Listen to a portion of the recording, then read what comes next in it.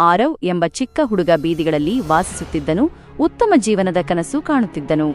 ಆರವ್ಗೆ ಪ್ರತಿದಿನವೂ ಹೋರಾಟವಾಗಿತ್ತು. ಅವನು ಆಹಾರ ಮತ್ತು ಆಶ್ರಯವನ್ನು ಹುಡುಕುತ್ತಾ ಎಂದಿಗೂ ಭರವಸೆ ಕಳೆದುಕೊಳ್ಳಲಿಲ್ಲ. ಒಂದು ದಿನ ಅಪರಿಚಿತ ವ್ಯಕ್ತಿ ಆರವ್ನನ್ನು ಗಮನಿಸಿ ತನ್ನ ಬೇಕರಿಯಲ್ಲಿ ಅವನಿಗೆ ಕೆಲಸ ಕೊಟ್ಟನು. ಆರವ್ ಬೇಕರಿಯಲ್ಲಿ ಕಷ್ಟಪಟ್ಟು ಕೆಲಸ ಮಾಡುತ್ತಿದ್ದನು. ಹೊಸ ಕೌಶಲ್ಯಗಳನ್ನು ಕಲಿತನು ಮತ್ತು ಅವನು ಗಳಿಸಿದ ಪ್ರತಿ ಹಣವನ್ನು ಉಳಿಸಿದನು. ಆ ವ್ಯಕ್ತಿ ಆರವ್ಗೆ ಶಿಕ್ಷಣದ ಮಹತ್ವವನ್ನು ಕಲಿಸಿದನು. ಆರವ್ ಬೇಕರಿಯಲ್ಲಿ ಕೆಲಸ ಮಾಡುತ್ತಲೇ ರಾತ್ರಿ ಓದಲು ಪ್ರಾರಂಭಿಸಿದನು. ತನ್ನ ಹೊಸ ಕೌಶಲ್ಯ ಮತ್ತು ಜ್ಞಾನದಿಂದ ಆರವ್ ದೊಡ್ಡ ಕನಸು ಕಾಣಲು ಪ್ರಾರಂಭಿಸಿದನು. ಅಂತಿಮವಾಗಿ ತನ್ನದೇ ಆದ ಸಣ್ಣ ಬೇಕರಿಯನ್ನು ತೆರೆದನು. ಆರವ್ನ ಬೇಕರಿ ದೊಡ್ಡ ಯಶಸ್ಸನ್ನು ಕಂಡಿತು. ಅವನ ಕಠಿಣ ಪರಿಶ್ರಮ ಮತ್ತು ಸಮರ್ಪಣೆ ಫಲ ನೀಡಿತು. ಅನೇಕ ಗ್ರಾಹಕರನ್ನು ಆಕರ್ಷಿಸಿತು.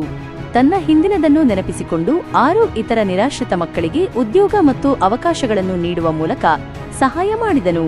ವರ್ಷಗಳ ನಂತರ ಆರವ್ ಕೋಟ್ಯಾಧಿಪತಿಯಾದನು. ಆದರೆ ಅವನು ಎಲ್ಲಿಂದ ಬಂದನೆಂದು ಎಂದಿಗೂ ಮರೆಯಲಿಲ್ಲ. ಆರವ್ನ ಕಥೆಯು ಕಠಿಣ ಪರಿಶ್ರಮ, ದಯೆ, ದೃಢನಿಶ್ಚಯ ಮತ್ತು ಭರವಸೆಯಿಂದ ಯಾರಾದರೂ ತಮ್ಮ ಜೀವನವನ್ನು ತಿರುಗಿಸಬಹುದು ಎಂದು ತೋರಿಸುತ್ತದೆ.